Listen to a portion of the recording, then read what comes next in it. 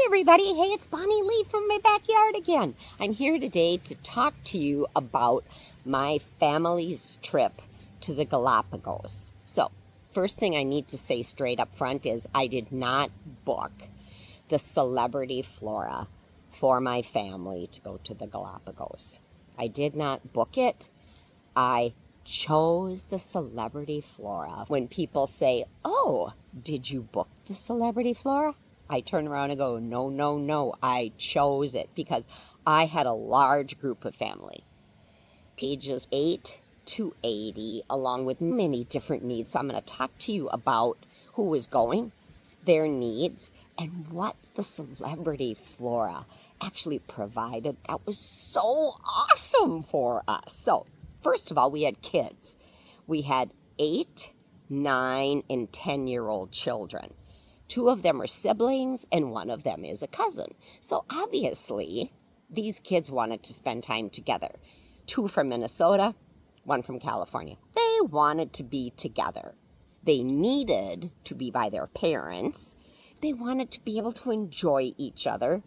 And I wanted them not to disturb any other guests on the ship. So we chose deck 5. I originally had deck 6 booked with the infinity verandas, which I thought would be great, but that kind of limited the flow of the kids back and forth to visit with each other.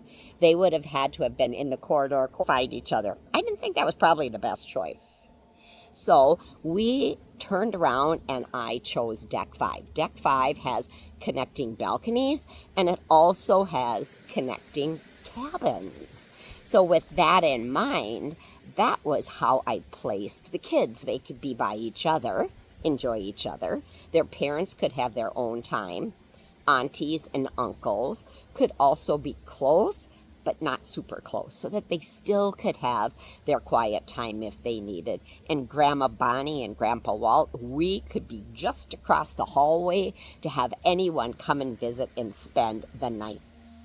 The connecting rooms are only on deck 5. We had adults with absolutely no physical limitations, and we had adults with some physical limitations. Limitations like how many stairs they could do, temperature, which would mean basically the time of year we would look at, so it's not too hot or not too cold, balance, and balance was really important when it came to deciding which ship and how the tenders were going to work, and an elevator. Very important for people who have any physical limitations. So on the Flora, the elevator goes to all the decks except the very, very top, and it's called the stargazing deck, which is on the front of the ship. That is the only part of the ship that the elevator does not go to. So let's talk a little bit more about the tenders, because I'm going to tell you the tenders were amazing, absolutely amazing. The Flora does not dock on any of the islands. You are always tendering to the island and tendering back to the ship. At the most, there is going to be 12 people per tender, plus the person driving it and your guide who is going to take you on to the island. The Flora is the easiest ship to tender off and on from. The Flora is fabulous, built specifically. Oh, did I tell you that before? I did not. The Flora was built specifically for the Galapagos. So there are many things about this ship that are great for the Galapagos. But part of it is the whole tendering experience. When you're going off and on the tender, it actually has a handrail on both sides. So when you're stepping off the ship, you've got 2 handrails to grab. And with a little hop, you're onto the stairs and down into the tender you go. And the same holds true when you're back to the ship. You're able to go up the steps, handles on both sides, a little bit of a hop, and you are back on the ship. So it makes it very, very easy. It's stable and really non-worrisome for anyone who does have a physical limitation when it comes to off and on, maybe some balance, some things like that. So the tender was fabulous. Now, let's talk just a bit about food, because we had some foodies. And then we have people like me oh gosh, who just really love to eat, and I love the fact when someone cooks for me. And if they do the dishes, man, they are number one in my book. So some things about dining when you're in the Galapagos: no seeded fruits unless those fruits come from the Galapagos. Special diets, not a problem when it comes to Celebrity and the Flora. Letting the cruise line know in plenty of time who had special needs, allowing the cruise line enough time to order anything special they might need so it could get on the ship with us. Remember, you are in the Galapagos. Those islands do not have grocery stores on them, so you do have to think ahead. But if you plan and you think ahead when it comes to special dietary needs, seamless. So kind of keep that in your head. They had the main dining room, which is breakfast, lunch, and dinner. Wonderful indoor dining, beautiful windows all the way around. The ocean grill was on the top deck. Loved it. You're dining outside and there's a grill. Sit down, they come and take your order. A bar up there. We loved the ocean grill. As a matter of fact, one thing special that we did there, every single day we had a shore excursion in the morning. After the shore excursion, we got back, everybody cleaned up, and then we went up to the ocean grill to have our lunch. Wonderful, perfect. But after we had lunch, we hung around up there because our daughter Bridget created this Galapagos diary itinerary book for all of us. So every day, once we finished with our lunch, we would come up with the colored pencils Bridget brought with and the pencils. Everyone has their own little book. And today, day 3, perhaps, we were at the Rabidia Island. So we wrote about our excursions in the morning. This is the island of iron. It's also the island where we saw the beginning of her book also has a full itinerary everywhere we're going to go. And I want to show you this great page here. This is why I did not go into art as a living and chose travel. But we would go upstairs, have our lunch, be sitting up in the grill area, bring our books and our pencils to write with, and journal about our day. So the Ocean Grill is a fabulous, fabulous place for dining because I love outdoor dining and I love casual. And they had absolutely the best French fries I've ever had. Maybe that was because I was eating those French fries in the Galapagos that they tasted so good. Or maybe they just were darn good. I don't know. It doesn't matter. I loved the Ocean Grill. Also room service, which was perfect for the families with the kids. Sometimes kids just want a treat at 10 o'clock at night because they can have a treat at 10 o'clock at night. Doesn't matter, but you have room service. So great for the late night snack, or maybe somebody waking up in the morning is a little bit slow. They're having a slow day. Whether it's an adult or a kid, doesn't matter. Order your room service in. They also had dining under the stars, which is in the exact same place that the Ocean Grill is. So it's outside, thus the name, Dining Under the Stars. You make reservations to go up there. It doesn't cost you anything more, but it's a little bit more of an intimate dining opportunity up there. We did that one night during our cruise for our family because we had anniversaries, we had birthdays. So they allowed us to have our group come up, which was maybe like 22 people, fairly large. So they reserved that just for us, but do not forget about Dining Under the Stars. The menu is special, and of course, being under the stars is what really and truly makes it special. You could serve me an Uncrustable up there, and I would be just as delighted because of where I am. Another thing I really like is that the beverages are all included. Whether you partake in alcoholic beverages or not, it doesn't matter. It's included. They had great alcoholic, and they had wonderful, delicious variety of non-alcoholic drinks. And for the kiddos, what did this mean? They could go to the bar and order a Shirley Temple, or maybe some kind of a chocolate malt with caramel all over the top. So there was no limit to the imagination when it came to what the kiddos could order, because all was included and no one had to panic when anyone went up to the bar. The excursions were so amazing.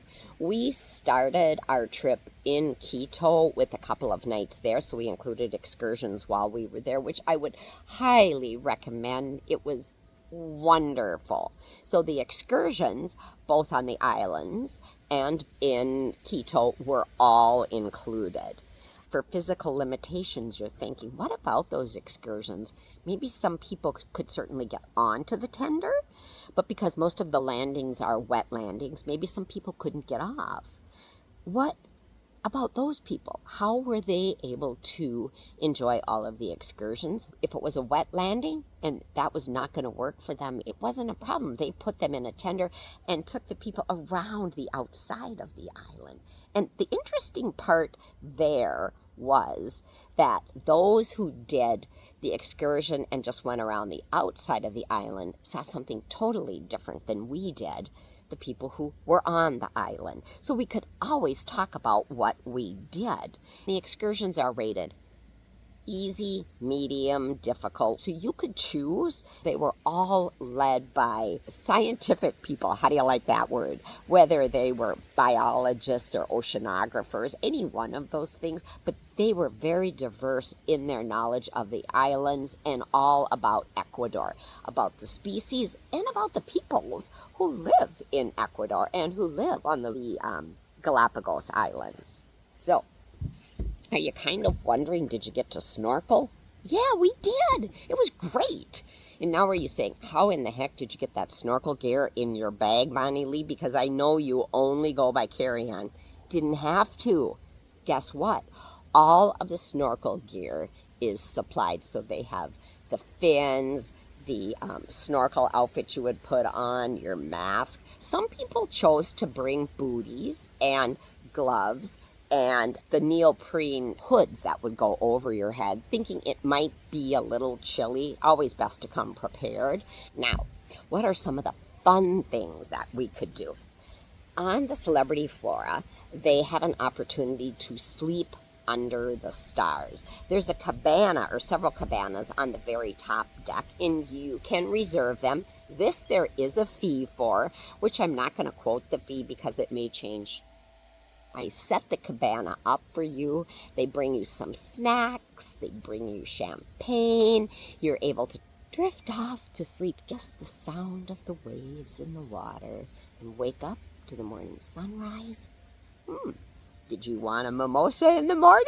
Well, you could have one, but I guess if you drank too many of those, you might not make that early excursion. But brighten your cabana. So it's a fabulous opportunity for maybe celebrating something special if you would like to do that. They also have wonderful stargazing at night. When we did the stargazing, it wasn't even on the stargazing deck.